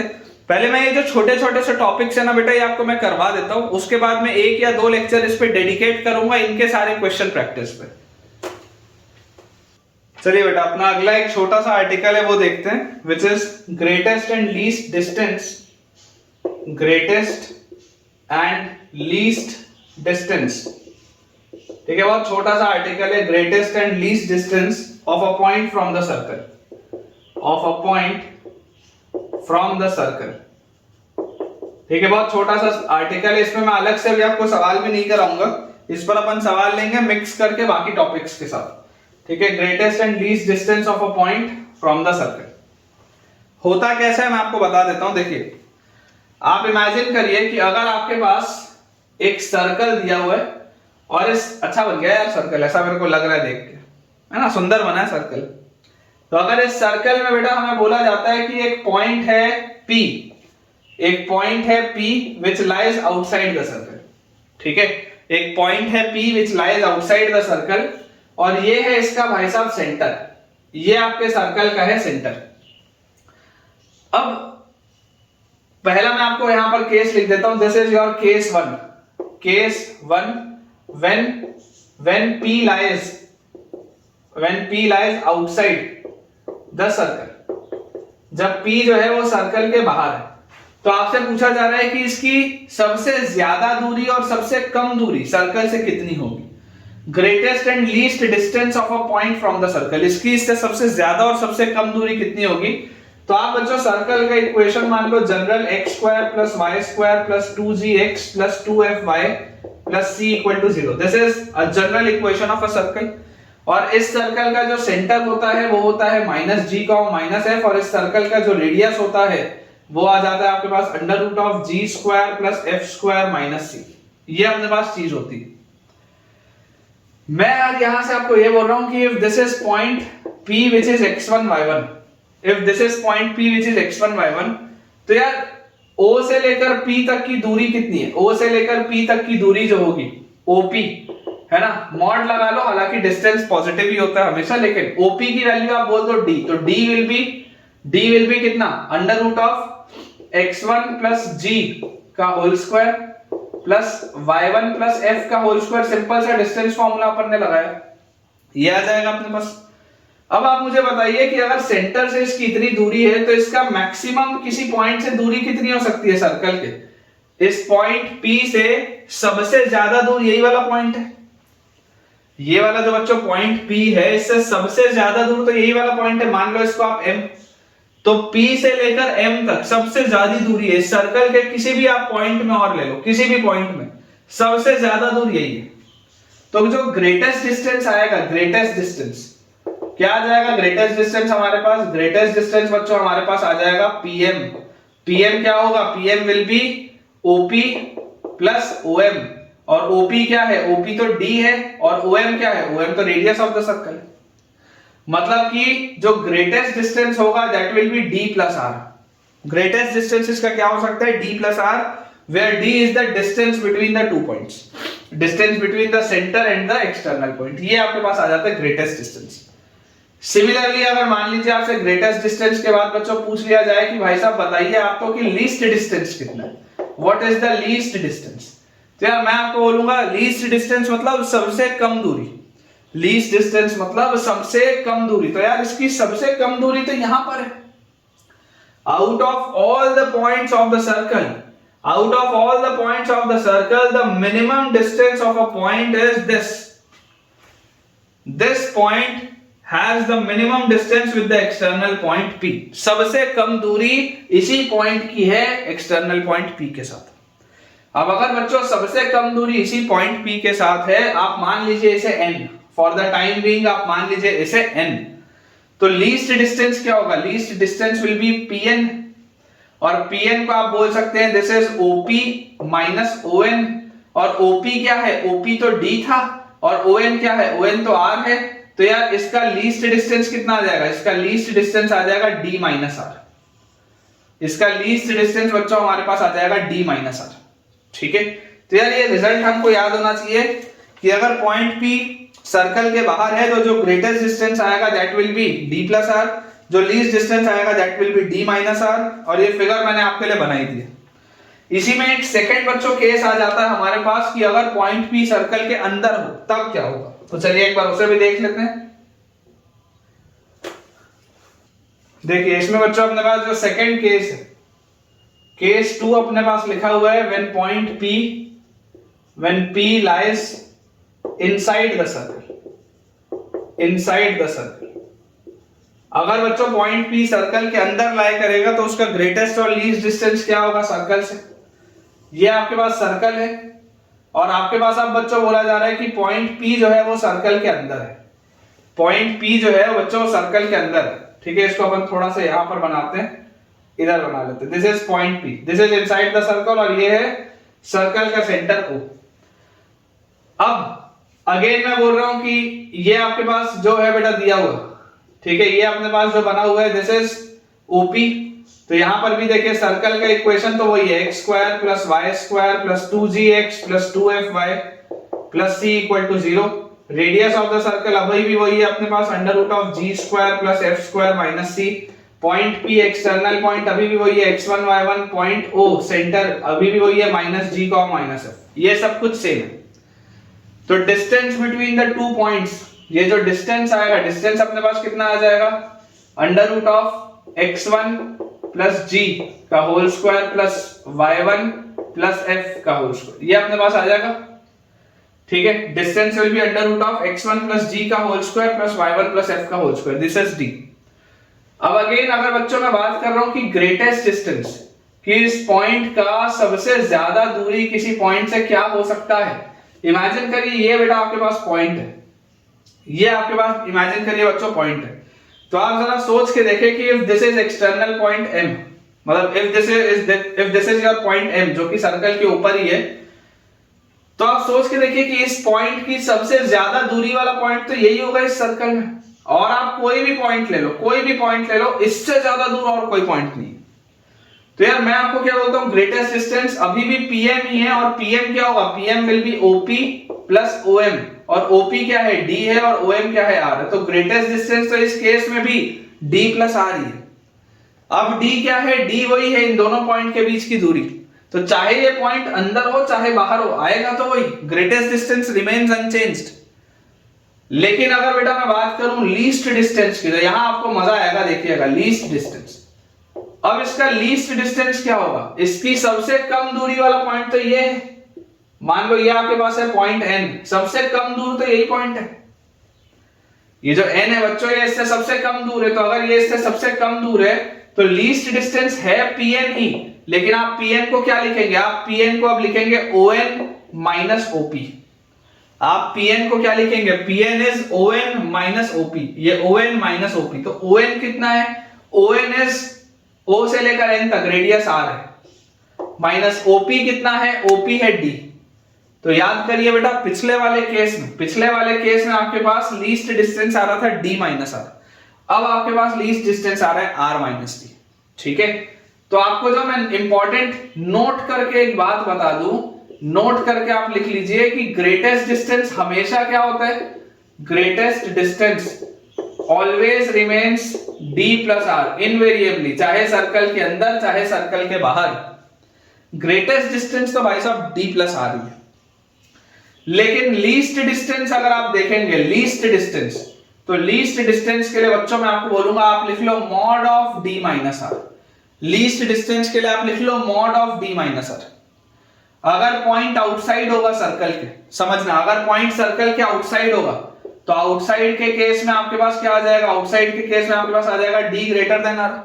और अगर आउटसाइड के केस में आपके पास आ जाएगा d ग्रेटर देन r, तो ऑटोमेटिकली ये जो मॉड आ जाएगा वो d माइनस r आ जाएगा। और अगर इनसाइड होगा तो इनसाइड के केस में आप क्या बोल सकते हैं, इनसाइड के केस में आप बच्चों बोल सकते हैं कि r जो होगा वो d से बड़ा होगा। तो ऑटोमेटिकली वाला मॉड अब कैसे खुल जाएगा, r माइनस d बन के खुल जाएगा। बहुत सिंपल सी बात, बहुत सिंपल सी बात है। तो रट्टा मार के नहीं रखना है आप, तो ये बस आप सिर्फ इतना समझ के चलो, greatest distance d plus r, least distance d minus r, खत्म बात। अब आप में से कुछ बहुत ही जो होशियार बच्चे होंगे वो सोच रहे होंगे कि सर आपने ग्रेटेस्ट और लीस्ट अंदर और बाहर के लिए तो बता दिया, पॉइंट अगर सर्कल के ऊपर हुआ तो क्या होगा। अगर आप में से बेटा कोई ये बात सोच रहा है तो मुझे कमेंट्स में बताइए जरूर, ठीक है, कि यार सर ये तो मतलब आपने ग्रेटेस्ट बोल दिया, लीस्ट बोल दिया, सर्कल के अंदर रख लिया, बाहर रख लिया, ऊपर होगा सर्कल के तो क्या होगा। बहुत सिंपल सी बात है बेटा, ये रिजल्ट मैंने आपके लिए लिखा हुआ है। मान लो आपके पास ये पॉइंट P सर्कल के ऊपर है, ये सर्कल का सेंटर है। इस पॉइंट P की सबसे ज्यादा दूरी किसी पॉइंट से कितनी हो सकती है, तो डायमीटर के बराबर हो सकती है। बात आपको पता है, इस पॉइंट की जो सबसे ज्यादा दूरी हो सकती है किसी भी पॉइंट से, वो डायमीटर के बराबर हो सकती है। मतलब मैक्सिमम इसकी दूरी कितनी हो सकती है, 2r हो सकती है, 2r हो सकती है। तो देख लो इस केस में ये OP जो होगा, जिसको आप d बोलते हो, इस OP को बेटा जो आप d बोलते हो, d is basically what, this is OP। तो OP को बच्चों जो आप d बोलते हैं, तो ये OP भी तो r के बराबर है, तो r plus r, greatest distance कितना हो जाएगा, 2r हो जाएगा इस केस में। ठीक है ना, अगर पॉइंट P सर्कल के ऊपर होगा तो ग्रेटेस्ट आपके पास जो आएगा, ग्रेटेस्ट आपके पास इस केस में आ जाएगा 2r। और लीस्ट क्या आएगा भाई साहब, लीस्ट तो 0 आएगा ना, सर्कल के ऊपर है, लीस्ट तो कुछ भी नहीं होगा। देख लो d माइनस r आप करते हो, d और r बराबर है, ये जो डिस्टेंस है वो r के बराबर है, r माइनस r 0 हो जाएगा। बहुत आसान सी बात। चलिए अगला बेटा देखते हैं अपन। अब बच्चों जो अगला बहुत काम का टॉपिक है parametric equation of a circle. This is an important topic, parametric equation of a circle. ठीक है, parametric equation of a circle. याद करिए बच्चों, अपन ने पैरामेट्रिक इक्वेशन एक स्ट्रेट लाइन की भी देखी थी, और स्ट्रेट लाइन के केस में मैंने आपको बताया था कि पैरामेट्रिक इक्वेशन होता है x minus x1 by cos theta is equal to y minus y1 by sine theta is equal to r। ये मैंने आपको स्ट्रेट लाइन के लिए बताया था। ये बच्चों मैंने आपको चीज बताई थी स्ट्रेट लाइन में कि r उससे कोई भी एक डिस्टेंस हो सकता है एट 2 यूनिट्स या 3 यूनिट्स या 4 यूनिट्स उस लाइन पे, और ये आपके पास इक्वेशन होता था। और इसमें अगर आप याद करें तो अगर आप sin थीटा को उधर ले जाएंगे तो y minus y1 will be equal to tan theta into x minus x1। तो y minus y1 is equal to slope into x minus x1, वो वही आ जाएगा इक्वेशन वापस से पॉइंट स्लोप फॉर्म में। तो ये रिजल्ट था आपके पास किसमें, स्ट्रेट लाइन में। आपको बच्चों बड़ा ताज्जुब होगा ये बात सुन के कि यही रिलेशन सर्कल के लिए भी है, यही रिलेशन है सर्कल के लिए भी, सेम रिलेशन है बच्चों सर्कल के लिए। बस अब क्या होगा, अब आपके पास ये आ जाएगा कि x1 और y1 जो होगा that will be the coordinates of centre. अभी बताता हूं आपको, मैं समझाता हूं कि ये क्यों हो रहा है, कोऑर्डिनेट्स ऑफ सेंटर। ठीक है, x1 and y1 are the coordinates of centre and r is the radius of the circle which is fixed. r is the radius of the circle which is fixed. ठीक है, और इसके अलावा बच्चों theta जो होता है, थीटा आपका पैरामीटर होता है, थीटा इज अ पैरामीटर। और ये जो पैरामीटर होता है आप बोल सकते हैं कि थीटा बिलोंग्स टू 0 से 2 पाई। थीटा का जो मूवमेंट होगा वो 0 से 2 पाई में होगा, ये वाली बात बच्चों अपन बोल सकते हैं। अब ऐसा क्यों हो रहा है, किस लिए हो रहा है, चलिए उसको अपन समझने की बेटा कोशिश करते हैं। आप इमेजिन करिए ये आपके पास कार्टेशियन प्लेन है, ठीक है, और इस कार्टेशियन प्लेन में ये एक सर्कल मेरे पास दिया है, और इस सर्कल का मैं बोलता हूं कि मेरे पास सेंटर दिया हुआ है x1 y1। इस सर्कल का सेंटर दिया x1 y1, ठीक है। तो यार इसका मतलब क्या है कि ये जो पूरा डिस्टेंस होगा, ये पूरा डिस्टेंस x1 होगा, ठीक है। अगर x1 y1 है तो ये पूरा डिस्टेंस x1 होगा, और ये जो होगा ये पूरा डिस्टेंस y1 होगा। ये अपने पास लिखा है, ठीक है, x1 y1 में। अब जैसे ही बच्चों ये चीज मेरे पास लिखी है, और मान लो मैं आपको बोलता हूं कि यार यहां पर कोई एक पॉइंट है P which is x, y। मान लेते हैं यहां पर आपके पास सर्कल के ऊपर कोई एक पॉइंट है P which is x, y। तो आप x की वैल्यू क्या लिखेंगे, इस अगर आप रिजल्ट से बेटा आए तो ध्यान से देखिए, आप लिख सकते हैं x minus x1 is equal to r cos theta, y minus y1 is equal to r sin theta. तो यहां से मैं लिख सकता हूं x is equal to x1 plus r cos theta, and यहां से मैं लिख सकता हूं y is equal to y1 plus r sin theta. ये रिजल्ट आता है यार मेरे पास, x is equal to x1 plus r cos theta and y is equal to y1 plus r sin theta. जरा सोच के देखो, अगर ये आपके पास x, y है, अगर बच्चों मैं यहां से एक ऐसे बेटा लाइन बनाऊं इस तरीके से, ठीक है, इस तरीके से बेटा अगर मैं लाइंस बना लूं आपके लिए, परपेंडिकुलर मैंने बेसिकली बनाया है, तो यार यहां से मुझे क्या दिखाई देता है, यहां से बच्चों मुझे इसमें दिखाई देता है कि ये अगर x है तो ये पूरा x था, तो ये वाला डिस्टेंस आपके पास कितना होगा, देखो यहां से लेकर ये आपका x है ना, तो ये भी x होगा, ये वाला पॉइंट x होगा। तो यहां से लेकर यहां तक x है, और यहां से यहां तक x1 है, तो ये वाला हिस्सा आपके पास आएगा x माइनस x1। वैसे ही इस पॉइंट से लेकर यहां तक ये y है, और यहां से यहां तक y1 है, तो ये जो बीच वाला हिस्सा आएगा ये आपके पास आएगा y माइनस y1। ये चीज अपने पास आएगी, ये आएगा x माइनस x1, ये आएगा y माइनस y1। और ये है बेटा आपका वो थीटा पैरामीटर, जो मैं आपको बोल रहा हूं कि जो थीटा पैरामीटर है वो 0 से लेकर 2 पाई तक कुछ भी घूमेगा। 0 से अगर वो 360 तक बच्चों जैसे जैसे घूमता जाएगा, तो 0 से 360 में ये सारे पॉइंट्स को कवर करेगा। आप जैसे ही इसको 0 से लेकर 360 तक रोटेट मारोगे बच्चों, ये सारे के सारे पॉइंट्स क्या कर लेगा, कवर कर लेगा, ठीक है। अब ये वाले सारे आपके पॉइंट्स कवर आपको होते हुए दिख रहे हैं, ये y माइनस y1 है, ये x माइनस x1 है। क्लियरली आपको बच्चों दिखाई दे रहा है कि यार y minus y1 upon x minus x1 is equal to tan theta आ रहा है। y minus y1 upon x minus x1 is equal to tan theta आ रहा है। या यहां से आप बोल सकते हो tan थीटा को क्या, sin theta by cos theta. तो यहां से मैं क्या बोल सकता हूं, y minus y one upon sine theta, x minus x one upon cos theta. Same result आ जाएगा, देख सेम रिजल्ट आ जाएगा आपके पास। और ये जो आपने बेटा ये सर्कल का सेंटर है O, ठीक है, ये जो डिस्टेंस ये क्या है, रेडियस r है ना। ये जो डिस्टेंस है ओपी डिस्टेंस क्या है, ओपी डिस्टेंस आपका रेडियस r है। तो जैसे ये अपन ने बेटा रेडियस r बोल दिया, तो आप देख लो यार, ये जो आपने लिखा है y minus y one upon x minus x one, ठीक है, जैसे आप इसको बेटा tan थीटा बोल रहे हैं, तो यार यहां से आप इस बात को समझने की कोशिश करिए कि यहां से आप एक चीज और क्या लिख सकते हैं। अगर आप पाइथागोरस थ्योरम लगा लें, तो पाइथागोरस थ्योरम के हिसाब से आप बोल सकते हैं, यूजिंग पाइथागोरस थ्योरम आप क्लियरली इस बात को बोल सकते हैं कि x माइनस एक्स वन का square plus y minus y one का square will be equal to hypotenuse का स्क्वायर, मतलब रेडियस का स्क्वायर। ये आपके पास आ जाएगा। यहां से ही बेटा देख लो, आपके पास ये जो रिलेशन लिखा हुआ था, अगर इस रिलेशन में मैं आपको बोल देता हूं कि स्क्वायर एंड ऐड, इस रिलेशन में बच्चों अगर मैं आपको बोल देता हूं स्क्वायर करके ऐड कर दो, तो आप यही तो लिखोगे, x माइनस एक्स वन का square plus y minus y one का square is equal to r square cos square theta r square sine square theta, तो आर स्क्वायर लिखोगे। यही तो आएगा, यही तो आएगा, देखो ना ध्यान से, सेम ही तो है। अगर मान लो मैं यहां पर पैरामीट्रिक की बात ना भी कर रहा होता, मैं इन जनरल बस ये बोल रहा होता कि एक सर्कल है, इसका सेंटर x1 y1 है और इसका रेडियस r है, तो सेंटर रेडियस फॉर्म के हिसाब से भी तो यही लिखते यार तुम, सेंटर रेडियस फॉर्म में भी तो यही चीज लिखते ना, सेम ही तो लिखते। क्या फर्क पड़ जाता उसमें, कोई फर्क नहीं पड़ता, सेम ही तो लिखते। अगर सेंटर x1 y1 होता, रेडियस r होता, तो सेम ही तो लिखते equation, x minus x one का square plus y minus y one का square equal to r square. वही तो यहां से भी आ रहा है। तो हमारे लिए इंपॉर्टेंट बच्चों ये रिजल्ट है, ठीक है, ये आपका होता है पैरामेट्रिक कोऑर्डिनेट के सिस्टम में, है ना। अगर आपको किसी सर्कल का इक्वेशन पैरामेट्रिकली रिप्रेजेंट करना हो, तो parametric equation of a circle is the same as that of the straight line. जो इक्वेशन स्ट्रेट लाइन में होता है, वही इक्वेशन आपके पास सर्कल में भी लौट कर आता है। चलिए मैं आपको बेटा इस पर एक सवाल कराता हूं, ताकि आपकी थोड़ी सी अंडरस्टैंडिंग इसमें क्लियर हो। लेकिन सवाल कराने के पहले मैं आपको एक इन जनरल एक चीज और बता देता हूं।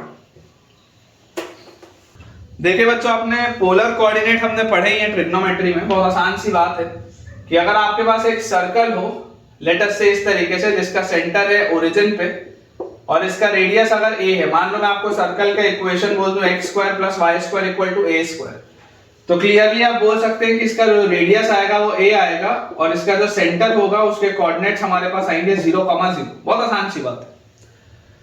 यहां पर बच्चों आप देखिए, अगर कोई भी एक आप पॉइंट ले लें located at an angle theta, तो इसके कोऑर्डिनेट्स आप क्या बोलते हैं, a cos theta, a sin theta, ठीक है ना। तो ये बस मेरे को आपको चीज बतानी थी कि आप ऑलरेडी पढ़ते हुए आ रहे हो, आपको पता ही नहीं था कि यार ये सब आपने पढ़ लिया है पहले ही। ये वाली चीज तो मैं आपको पोलर कोऑर्डिनेट से बता रहा हूं बच्चों, जब मैंने आपको पहली बार ट्रिग्नोमेट्री पढ़ाया था तब से ये तो मैं आपको बता रहा हूं। उसी तरीके से अब देखो, आप इमेजिन करो कि अगर मान लो आपके पास एक सर्कल का इक्वेशन दिया हो, जिसका कि ओरिजिन पर सेंटर हो, और इसका इक्वेशन मेरे पास दिया है x square plus y square equal to 1। ऐसे सर्कल को बोला जाता है बच्चों यूनिट सर्कल। ऐसे सर्कल को बोला जाता है यूनिट सर्कल जिसका रेडियस 1 होता है, ठीक है, यूनिट सर्कल जिसका रेडियस 1 होता है। तो इस पर एग्जिस्ट करने वाला जो कोई भी बच्चों पॉइंट होगा, कोई भी पॉइंट, उसके कोऑर्डिनेट क्या आ जाएंगे, cos theta, sin theta. Basically आपको x और y की ऐसी वैल्यूज लेनी है जो इस इक्वेशन को सेटिस्फाई करे। आप r cos theta, r sin theta लिखते थे, या a cos theta, a sin theta लिखते थे, तो उसमें r क्या होता था, रेडियस होता था ना। रेडियस अगर यहां पर 1 है तो डायरेक्टली आप लिख सकते हैं। तो मेरे हिसाब से तो बेटा मैंने आपको पैरामेट्रिक कोऑर्डिनेट बहुत अच्छे तरीके से समझाया है। मैं आपको इस पर बेस्ड एक सवाल भी कराता हूं, और आपको अगर इनमें से बेटा थोड़ा भी फायदा हुआ है या कुछ सीखने को मिला है, तो यार कमेंट्स में शेयर करिए। मैं देखता हूं कई सारे बच्चे वीडियो चेक करते हैं, देखते हैं, अपना फीडबैक भी मुझे पर्सनली शेयर करते हैं व्हाट्सएप पे, लेकिन यार आप कमेंट नहीं करते हो वीडियो में। तो आप कमेंट करो ताकि ऑथेंटिसिटी बढ़े बेटा चैनल की। बाकी बच्चे भी जो आए, उनको जब लाइन से वो कमेंट्स दिखे तो उनको लगे कि हाँ यार बहुत सही कंटेंट इसमें चल रहा है, इसलिए इतने बच्चे उसमें इन्वॉल्व हो रहे हैं, ठीक है। तो उससे मेरी भी थोड़ी मदद हो जाएगी, मुझे भी अच्छा लगेगा, ठीक है। तो अगर आपको ये सारी चीजें समझ में आ रही हैं तो कमेंट करके बेटा बताएं जरूर। चलिए सवाल बेटा अपने पास लिखा हुआ है कि कन्वर्ट द इक्वेशन, एकदम आसान सा सवाल, convert the equation in parametric form, convert the equation in parametric form. Equation बच्चों हमारे पास दिया है x square plus y square minus 6x plus 4y minus 3 equal to 0। Clearly बेटा आप सब इस बात को देख सकते हैं ध्यान से कि यार ये तो एक सर्कल का इक्वेशन है। अब अगर बेटा ये एक सर्कल का इक्वेशन हमारे पास दिया हुआ है तो इसका मतलब क्या है? इस सर्कल के इक्वेशन में मुझे ये चीज देखने की जरूरत है कि यार अगर मुझे इसको पैरामेट्रिकली कन्वर्ट करना है तो पैरामेट्रिकली बच्चों इसको कन्वर्ट करने के लिए आप सबसे पहले इसे होल स्क्वायर बनाइए, परफेक्ट स्क्वायर बनाइए, क्योंकि जब आप परफेक्ट स्क्वायर जब तक नहीं बनाएंगे तब तक समझ में नहीं आएगा। तो मैं बोलता हूं आप एक जैसे टर्म्स एक साथ रखो, जैसे एक्स स्क्वायर आप रखे, एक्स स्क्वायर के साथ आप रखो माइनस 6x, फिर plus y square plus 4y और माइनस 3 इक्वल टू 0, ये अपने पास है। इन दोनों को देख के मुझे ऐसा लगता है कि काश मैं ऐसा x माइनस 3 का स्क्वायर लिख सकता। तो इसको एक्सपैंड करने पर मिलता है एक्स स्क्वायर माइनस 6x, लेकिन प्लस 9 भी मिलता, प्लस 9 भी मिलता, वो तो नहीं दिख रहा कहीं, तो सब्ट्रैक्ट करना पड़ेगा, एक्स्ट्रा। इन दोनों को देखकर लगता है कि काश मैं y प्लस 2 का होल स्क्वायर लिख सकता होता तो अच्छा लगता। तो एक्सपैंड करता तो y स्क्वायर प्लस 4y मिलता, लेकिन प्लस 4 भी मिलता, वो तो एक्स्ट्रा है, तो सब्ट्रैक्ट करना पड़ेगा। और माइनस 3 वैसे का वैसे ही लिखा हुआ है। तो यार यहां से मेरे पास आ जाता है x माइनस 3 का whole square plus y plus 2 का होल स्क्वायर बराबर 9 उधर 4 उधर 3 उधर, 9 और 4 13 और 3 16 आएगा, और 16 को तो आप 4 का स्क्वायर लिख सकते हो। बन गया क्या परफेक्ट स्क्वायर? बन गया क्या सेंटर रेडियस फॉर्म? देख लो, अगर मैं सिर्फ इतना लिख दूं तो मुझे दिखाई देता है कि इस सर्कल का सेंटर होना चाहिए 3, -2 पे, और इसका रेडियस आ जाना चाहिए हमारे पास 4 यूनिट, दिखाई दे रहा है। लेकिन अगर आपको इसको पैरामेट्रिकली बेटा कन्वर्ट करना हो तो पैरामेट्रिकली आप इसको कन्वर्ट कैसे करेंगे? x माइनस x1, x1 क्या होता था 3 upon cos theta is equal to y minus y1, y1 कितना आएगा -2, तो y plus 2 upon sine theta is equal to radius, radius कितना आएगा 4। ये आएगा यार पैरामेट्रिक फॉर्म, देख लो, x minus x1 by cos theta is equal to y minus y1 by sin theta is equal to 4। या इसको आप उल्टा भी सोच सकते हो। आप इसको उल्टा कैसे सोच सकते हो कि मैं x माइनस 3 को रख दूं 4 cos थीटा, मैं y प्लस 2 को रख दूं 4 sin थीटा, और अगर मैं इस पूरे को इसमें सब्स्टिट्यूट कर दूं तो 4 cos थीटा का स्क्वायर प्लस 4 sin थीटा का स्क्वायर, 4 स्क्वायर बाहर 16 cos स्क्वायर sin स्क्वायर 1, बिल्कुल सही। तो यार ये आंसर है, एकदम साफ सुंदर बेटा अपना आंसर निकल गया है। एक बार मैं चेक कर लेता हूं, x minus 3 by cos theta is equal to y plus 2 by sin theta is equal to 4, बिल्कुल सही है बेटा। चलिए ठीक है बेटा, बस अब 2 अपन सवाल और करेंगे, फिर अपना आज का लेक्चर एंड करेंगे।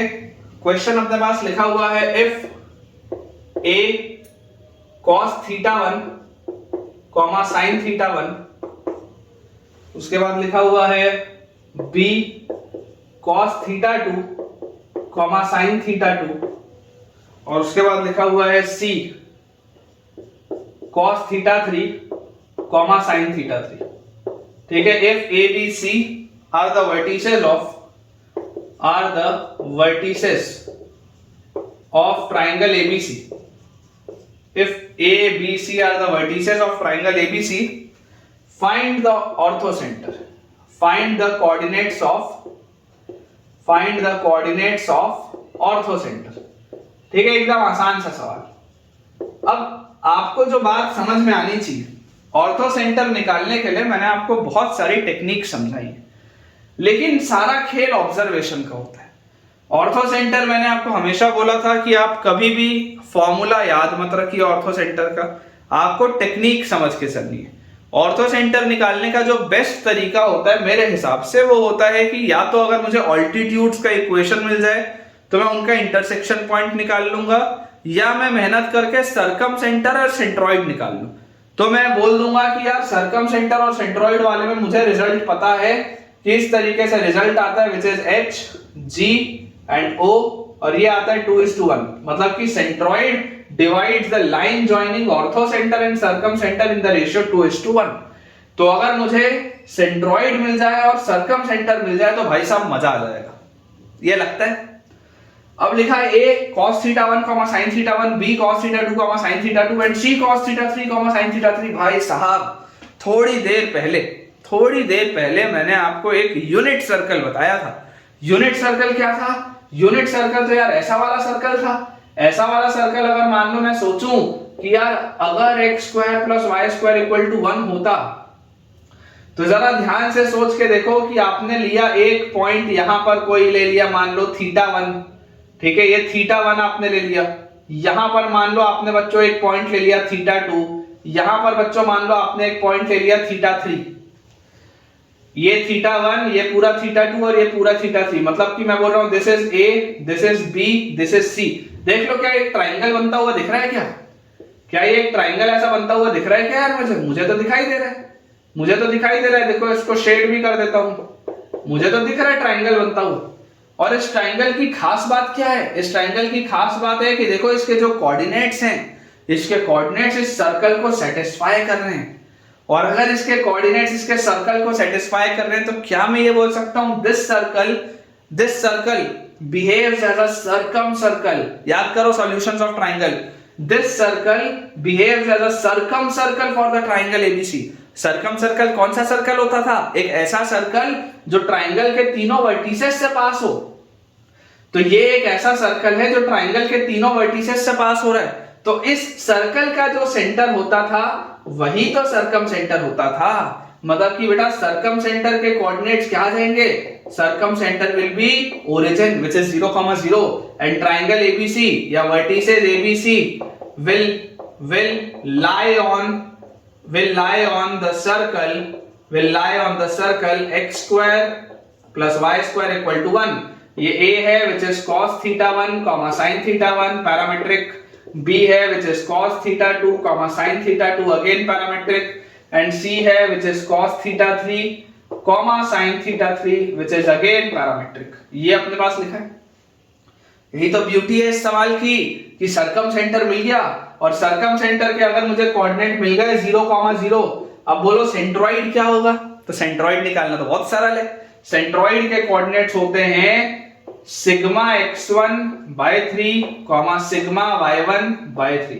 मतलब कि x1 + x2 + x3/3, y1 + y2 + y3/3, यही होता है सेंट्रॉइड। तो x1 + x2 + x3 मतलब कि आप बोल सकते हैं सेंट्रॉइड के coordinates will be sigma cos theta 1/3, sigma sin theta 1/3।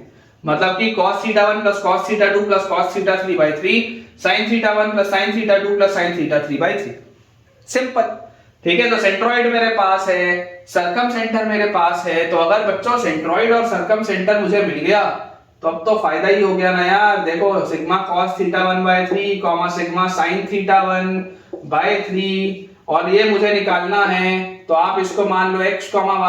तो यहां से आप क्या बोल सकते हैं? देखिए अगर आप सेक्शन फॉर्मूला लगाएंगे तो सेक्शन फॉर्मूला बोलता है कि सिग्मा cos थीटा 1/3 इसकी वैल्यू क्या होनी चाहिए? इसका x कोऑर्डिनेट होना चाहिए m1 x2 मतलब 2 × 0 प्लस m2 x1 मतलब 1 × x अपॉन m1 + m2 मतलब 3 से ये 3 कटा, 2 × 0 तो खत्म। तो x की वैल्यू क्या आ गई? x की वैल्यू आ गई सिग्मा cos थीटा 1 मतलब this is cos theta 1 plus cos theta 2 plus cos theta 3। ये आ गया अपने पास सेंट्रॉइड, ये सॉरी ऑर्थो सेंटर का x कोऑर्डिनेट।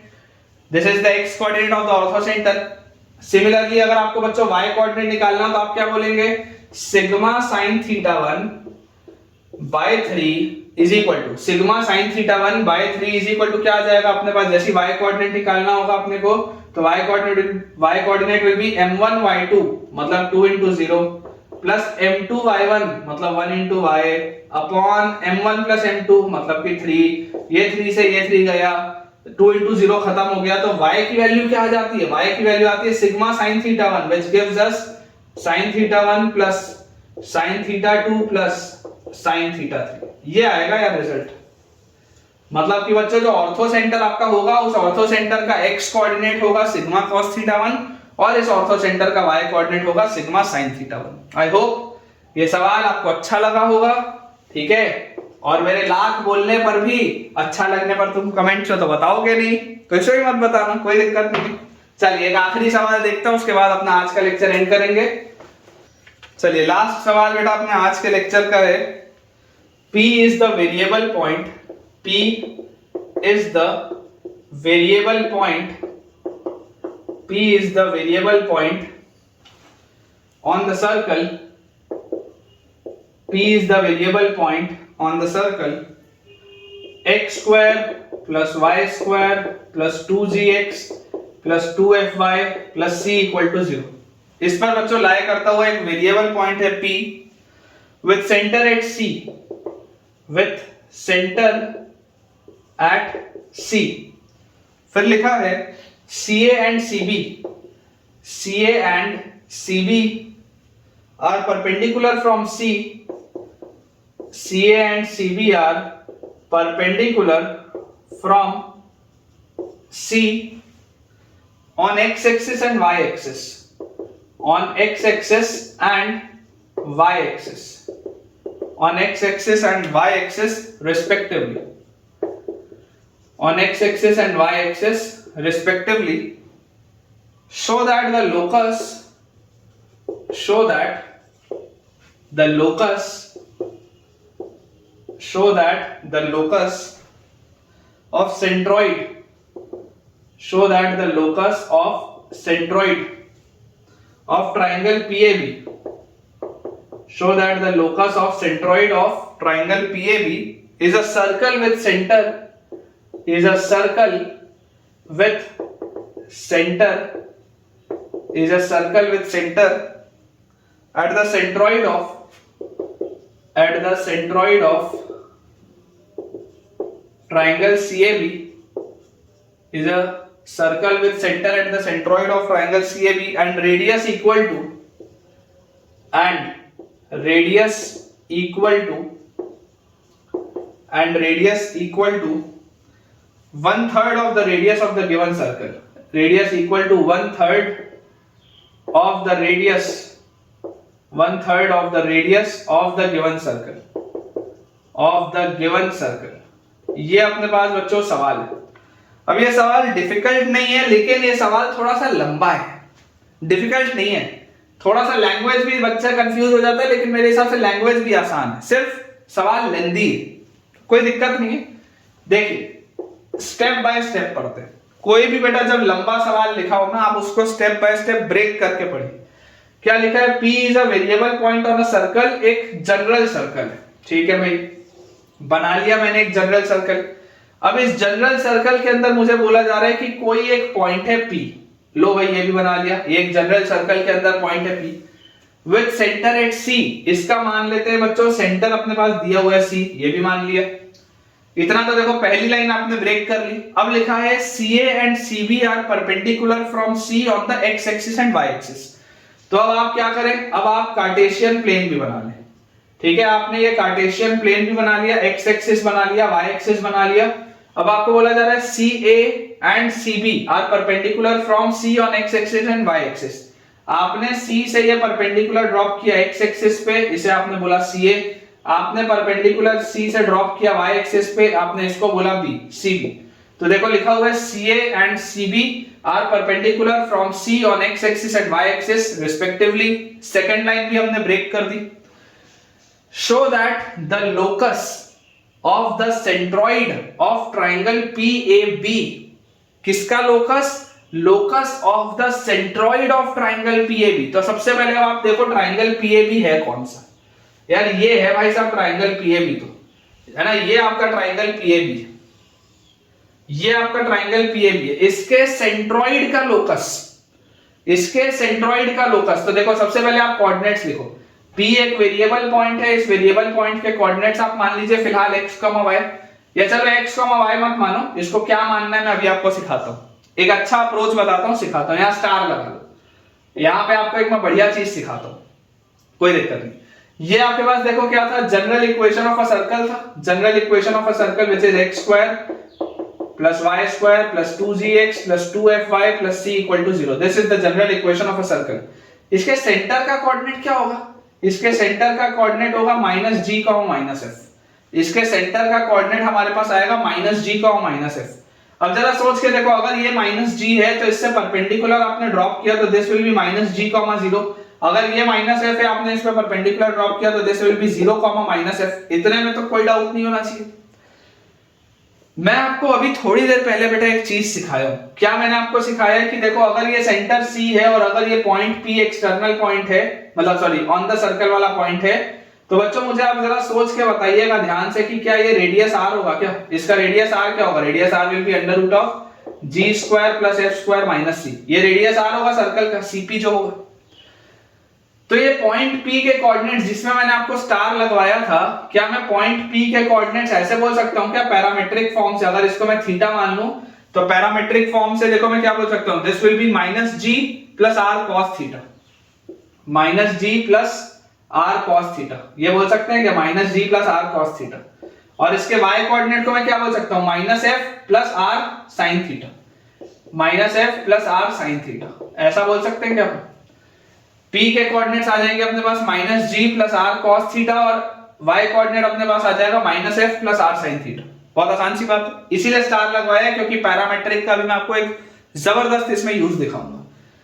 मुझे इसमें बोला जा रहा था show that the locus of centroid of triangle PAB। किसका लोकस बताना है? Centroid of triangle PAB। तो सेंट्रोइड का अगर बच्चों आपको लोकस बताना था तो सबसे पहले आपके पास इस ट्राइंगल के तीनों कोऑर्डिनेट्स होने चाहिए थे।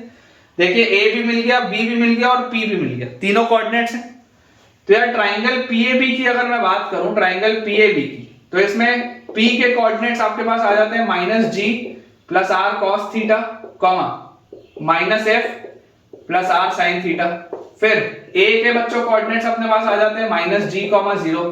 फिर B के अपने पास बच्चों कोऑर्डिनेट्स आ जाते हैं 0 comma minus F, 0 minus F. तो जरा सोच के देखो सेंट्रोइड जो होगा, सेंट्रोइड के कोऑर्डिनेट्स क्या आएंगे? सेंट्रोइड के कोऑर्डिनेट्स अपने पास आने चाहिए x1 plus x2 plus x3 by 3, मतलब minus 2g plus r cos theta by 3, comma y1 plus y2 plus y3 by 3, मतलब minus 2f plus r sine theta by 3। ये होना चाहिए इसके सेंट्रोइड का कोऑर्डिनेट, कायदे से ये होना चाहिए। आपको इसका लोकस बताना है, मतलब आप इसको क्या बोलोगे? आप इसको बोलोगे h, k, क्योंकि हमने बचपने में पढ़ा था 2 महीने पहले कि जब लोकस निकालना होता है तो लोकस निकालने के लिए h, k मानते हैं कोऑर्डिनेट्स। यही मैंने आपको बताया था, यही मैं हमेशा फॉलो करूंगा। तो यार यहां से मेरे पास h की वैल्यू आ जाती है minus 2g plus r cos theta divided by 3। तो यार यहां से 3h plus 2g is equal to आ जाता है आर कॉस थीटा। फिर वैसे ही k की वैल्यू क्या आ जाती है? k की वैल्यू हमारे पास आ जाती है minus 2f plus r sine theta divided by 3। तो यार यहां से अपने पास 3k प्लस 2f की वैल्यू क्या आ जाती है? R sine theta. जरा सोच के बच्चों देखो, आपके पास ये पैरामेट्रिकली आपने निकाल लिया, जरा अगर मैं दोनों को स्क्वायर करके ऐड कर दूं तो फायदा हो जाएगा क्या? स्क्वायर करके ऐड करते ही मेरे पास क्या आ जाएगा? स्क्वायर करके ऐड करते ही मेरे पास आ जाएगा 3h प्लस 2g का square plus 3k plus 2f का square is equal to r square. 3h plus 2g का square plus 3k plus 2f का whole square is equal to r square. यही आएगा। पूरे में से 3 बाहर निकालो। 3 का अगर बेटा स्क्वायर आप बाहर निकालोगे, देखो इसमें से अगर 3 बाहर निकालोगे तो 3 स्क्वायर 9 बाहर निकलेगा। अंदर आपके पास बचेगा h प्लस 2g बाय 3 का होल स्क्वायर। फिर इसमें से भी अगर 3 का स्क्वायर बाहर निकालोगे 9 निकलेगा, तो अंदर बचेगा k प्लस 2f बाय 3 का whole square is equal to यहां पर लिखा हुआ है आर स्क्वायर।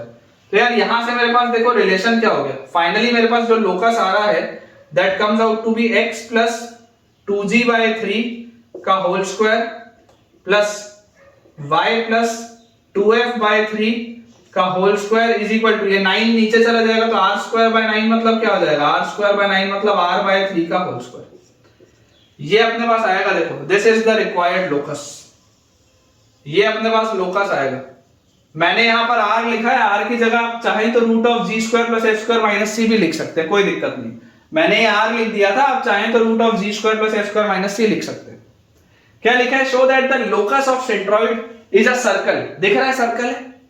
सर्कल तो दिख रहा है, ठीक है। Show that locus of centroid is a circle with centre at the centroid of triangle CAB। इस सर्कल का जो सेंटर होना चाहिए, इस सर्कल का सेंटर आपको कहां पर दिख रहा है? इस सर्कल का सेंटर दिख रहा है minus 2g by 3 comma minus 2f by 3 पे, ठीक है, with centre at centroid of triangle CAB. Triangle CAB जो है, ट्राइंगल सीएबी जो है बच्चों, सीएबी, इसका सेंट्रॉइड क्या होगा? तो देख लो, ट्राइंगल सीएबी अगर मैं लिखूं तो ट्राइंगल सीएबी के लिए सी के कोऑर्डिनेट्स आपके पास हैं -g, -f, ठीक है। ए के कोऑर्डिनेट्स आपके पास हैं -g, 0, और बी के कोऑर्डिनेट्स हमारे पास हैं 0, -f। ये अपने पास लिखा हुआ है। तो ट्राइंगल सीएबी का centroid of triangle CAB will be -g और 0, तो -2g/3, और उसके बाद -f 0 और -f मतलब -2f/3। ये आ जाएगा कि आपने बात देख लो, यही तो लिखा है।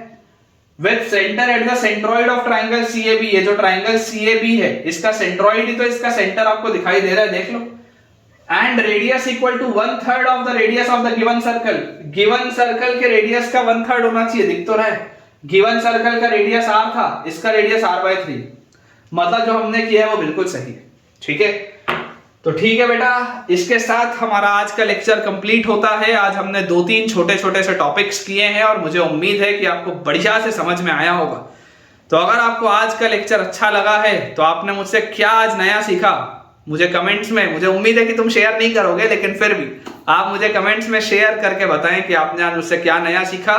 और अगर वीडियो में आपको बेटा कुछ भी अच्छा लगा हो तो वीडियो लाइक करें, चैनल सब्सक्राइब करें और दोस्तों के साथ इस चैनल को रेफर करें ताकि उन सारे बच्चों को ये पढ़ाई बहुत बढ़िया तरीके से हो पाए। Thank you.